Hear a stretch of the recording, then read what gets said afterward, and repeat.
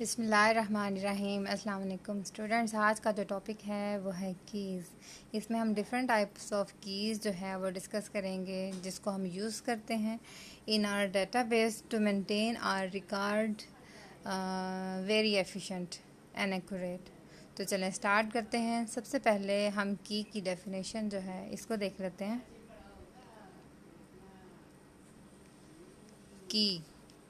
की को जब हम डिफाइन करेंगे, is an attribute or set of attribute that uniquely identifies a tuple in a relation. कि ऐसा एट्रीब्यूट है या एक से ज़्यादा एट्रीब्यूट्स हो सकते हैं जिनकी बेस पर आप अपने रिलेशन या टेबल में आइडेंटिफाइज अ ट्यूपल, एक रिकॉर्ड को आप आइडेंटिफाई कर सकते हैं दूसरे से। फॉर एग्जांपल, ये आपके सामने टेबल मौजूद है, आप इस टेबल को देखें। इस टेबल में जो आपके पास 3 रोज़ मौजूद हैं और 5 आपके पास कॉलम है। Roll number, name, date of birth, address, phone number. इसमें आपने देखना है कि किस आप जो है वो एट्रीब्यूट की बेस पर रोल नंबर आप ले रहे हैं, एट्रीब्यूट नेम ले रहे हैं, डेट ऑफ बर्थ, एड्रेस ले रहे हैं, फ़ोन नंबर ले रहे हैं।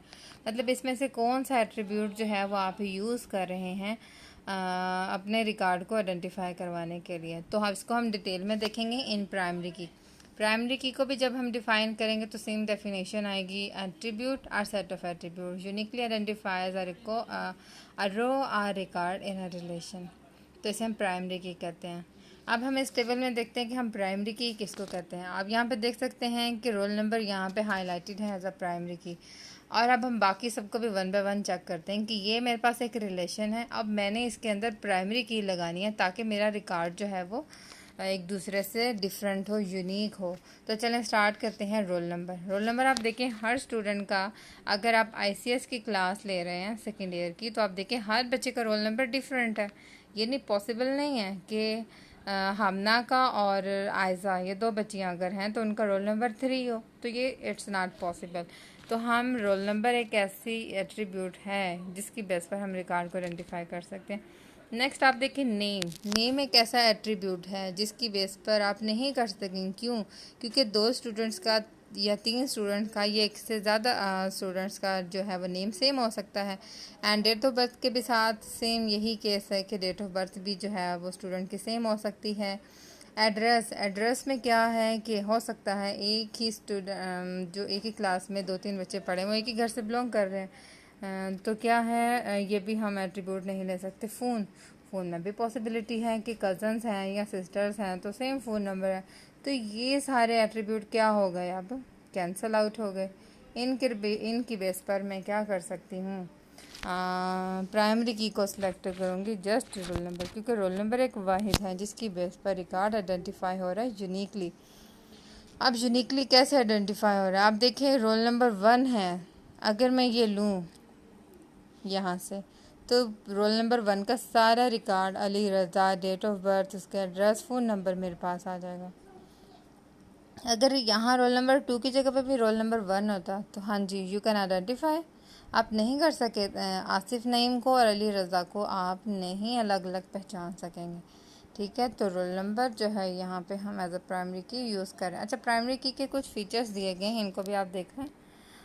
3 हैं इसमें। A relation can have only 1 primary key. एक टेबल जो आप यूज़ करेंगे उसके अंदर सिर्फ एक ही प्राइमरी की होगी और हर value in a primary key attribute must be unique. कि वो जो वैल्यू आप यूज़ कर रहे हैं उसके अंदर डाल रहे हैं वो यूनिक होगी। जैसे अभी मैंने आपको बताया कि 1 2 3 आपने लिखा, तो ये इट्स नॉट पॉसिबल कि आप 1 2 2 कर लें, तो ये नहीं होगा। Primary key can not contain null value. इसमें आपके पास नल वैल्यू जो है वो बिल्कुल नहीं आएगी। चले हम नेक्स्ट कीज़ को देखते हैं।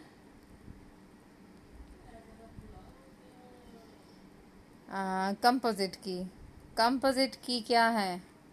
एक ऐसी प्राइमरी की है जिसके अंदर एक एट्रीब्यूट नहीं होगा बल्कि 2 एट्रीब्यूट्स होंगे। जैसे आपने देखा था अभी पिछले एग्जाम्पल में, आपने रोल नंबर को एज अ प्राइमरी की लिया तो इट मीन्स आपके पास एक एट्रीब्यूट था। अब 2 एट्रीब्यूट जब आ जाएंगे, रोल नंबर और सब्जेक्ट, तो इनकी बेस पर अगर आप एक की बना रहे हैं तो वो की क्या कहलाएगी, हमारे पास कंपोजिट की कहलाएगी। अब देखें आप इसमें रोल नंबर 1 तो आप देखेंगे रिपीट हो रहा है, लेकिन उसके साथ सब्जेक्ट देखें, रोल नंबर 1 के साथ इंग्लिश है। नेक्स्ट में कभी भी रोल नंबर 1 के साथ इंग्लिश नहीं आएगा, बल्कि मैथ लिखा हुआ है। फिर नेक्स्ट रोल नंबर 1 के साथ कंप्यूटर लिखा हुआ है। तो इस तरह रिकॉर्ड जो हैं वो क्या हो रहे हैं, आपके चेंज हो रहे हैं। तो ये थी आपके पास कंपोजिट की, या इसको आप कनकैटिनेटिव की भी कहते हैं। नेक्स्ट की देखते हैं कैंडिडेट की, अल्टरनेट की। कैंडिडेट की को समझने से पहले मैं आपको इस टेबल में कुछ दिखाती हूँ। आप देखें प्राइमरी की रजिस्ट्रेशन नंबर और रोल नंबर। इसके अलावा इस टेबल में बाकी तमाम चीज़ें वही हैं जो आप ऑलरेडी टेबल में देख चुके हैं। नेम की बेस पर भी आप की नहीं बना सकते, डेट ऑफ बर्थ को भी नहीं बना सकते, एड्रेस को भी नहीं, फ़ोन को भी। लेकिन यहाँ पे देखें रजिस्ट्रेशन नंबर, हर बच्चे का रजिस्ट्रेशन नंबर दूसरे से चेंज होता है, रोल नंबर भी चेंज होता है। तो दो ऐसी यहाँ पर कीज़ मौजूद हों, दो ऐसे एट्रीब्यूट यहाँ पे मौजूद हैं जिनको हम प्राइमरी की जो है वो बना सकते हैं। तो इस टेबल में अगर कैंडिडेट की को आप डिफ़ाइन करें तो क्या है, attribute relation may contain many attributes or set of attributes that can be used as primary key। कि एक रिलेशन में अगर एक से ज़्यादा एट्रीब्यूट्स मौजूद हैं जिनको आप प्राइमरी की बना सकते हैं तो वो क्या कहलाएंगे, कैंडिडेट की। तो इस केस में आपके रजिस्ट्रेशन नंबर एंड आपकी जो प्राइमरी की है, ये registration number and roll number, ये दोनों क्या हैं, कैंडिडेट की। नेक्स्ट हम देखें अल्टरनेट की।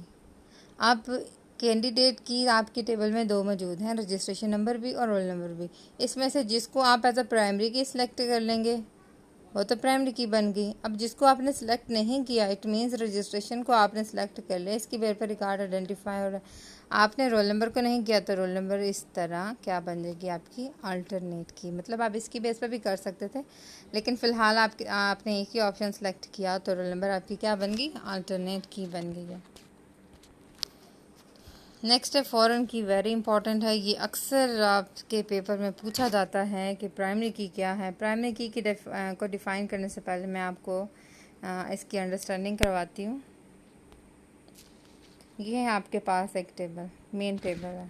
इस मेन टेबल के जो एट्रीब्यूट्स हैं, रोल नंबर, नेम, एड्रेस, आपको पता है आप जो प्राइमरी की बनाएंगे वो किसको, रोल नंबर को बनाएंगे, ठीक है।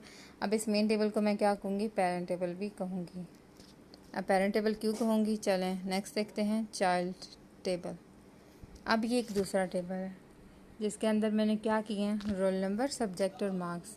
मतलब मेन टेबल से मैं डाटा लूँगी, उनका रोल नंबर लूँगी, फिर उन रोल नंबर के बेस पर मैं उनको सब्जेक्ट और मार्क्स जो हैं वो उनके शो करवाऊँगी। तो ये दो टेबल है मेरे पास। मेन डाटा मैं एक्सेस कर रही हूँ रोल नंबर पेरेंट टेबल से, तो जिस टेबल में ये जा रहा है वो टेबल क्या कहलाएगा, मेरा चाइल्ड टेबल कहलाएगा। अब इसमें फॉरेन की कहाँ पे मौजूद है, आप देख सकते हैं रोल नंबर और सब्जेक्ट इस टाइम कंपोजिट की बने हुए हैं यहाँ पे। अब फॉरेन की इसमें है मेरा रोल नंबर, क्योंकि दोनों कॉलम्स का जब आपस में आपने रिलेशनशिप बनाना है तो उसमें कोई एक एट्रीब्यूट दोनों का सेम होना चाहिए। आप देखें इसमें भी रोल नंबर सेम है और इसमें भी रोल नंबर सेम है, तो फॉरेन की आपकी बन जाएगी ये वाला रोल नंबर चाइल्ड टेबल में। तो चाहे फॉरेन की को आप कैसे डिफाइन करेंगे, आप foreign key as an attribute और set of attributes in a relation whose value match a primary key in N other relation. मतलब एक टेबल में फॉरेन की जो है वो क्या होगी, जिसकी वैल्यू दूसरे टेबल में उसकी प्राइमरी की से मैच कर रही है। अब आप देख सकते हैं ये फॉरेन की और प्राइमरी की दोनों की वैल्यू आपस में क्या हो रही है, मैच हो रही है। और अब आप यहाँ से उनके मार्क्स जो हैं वो शो करवा रहे हैं। तो ये है आपके पास फॉरेन की। नेक्स्ट देखते हैं सेकेंडरी की। सेकेंडरी की क्या होती है, इसको समझते हैं हम यहाँ से। आपके पास ये टेबल मौजूद है। अब इसमें सेकेंडरी की कौन सी होगी, name, date of birth, roll number. Roll number इसमें प्राइमरी की बन जाएगा। और सपोज़ अगर सिटी में एक एट्रीब्यूट ले रही हूँ और मुझे उन स्टूडेंट्स का डाटा चाहिए जो लेखा से बिलोंग करते हैं, तो मेरे पास 2 स्टूडेंट्स का डाटा आएगा। और इस केस में सेकेंडरी की कौन सी होगी, आपका सिटी। क्लियर हो गया। तो सेकेंडरी की जो है इसमें ज़रूरी नहीं है कि आपकी वैल्यूज़ जो हैं वो यूनिक होंगी, रिकॉर्ड को फेच करने के लिए आप यूज़ करते हैं।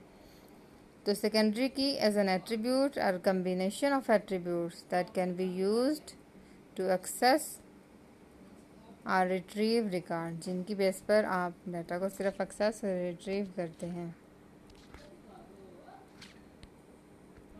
नेक्स्ट लास्ट में एक बची है सॉर्ट आर कंट्रोल की। सॉर्ट की इसकी बेस पर जस्ट इसका नेम शो करवा रहा है, आप सॉर्टिंग करेंगे अपने रिकॉर्ड की। अब सॉर्टिंग आप किसी भी तरह से कर सकते हैं, उसको लोएस्ट टू हायर से, या हायर असेंडिंग या डिसेंडिंग किसी भी ऑर्डर में आप क्या कर सकते हैं, अपने रिकॉर्ड को सॉर्ट आउट कर सकते हैं। ये लास्ट में एक छोटा सा टॉपिक था कि what is the usages of index in file management system and database management system. तो इंडेक्स का आपको पता होना चाहिए कि आप क्या करते हैं। आप अपने रिकॉर्ड को, पर्टिकुलर रिकॉर्ड को लोकेट करते हैं फाइल में, ठीक है। आपने एक जगह पर रिकॉर्ड पड़ा हुआ है, ठीक है, तो इंडेक्स की बेस पर आप रिकॉर्ड को प्लेस भी कर सकते हैं। अगर रिकॉर्ड वहाँ पे मौजूद है तो आप उसको एक्सेस भी कर सकते हैं।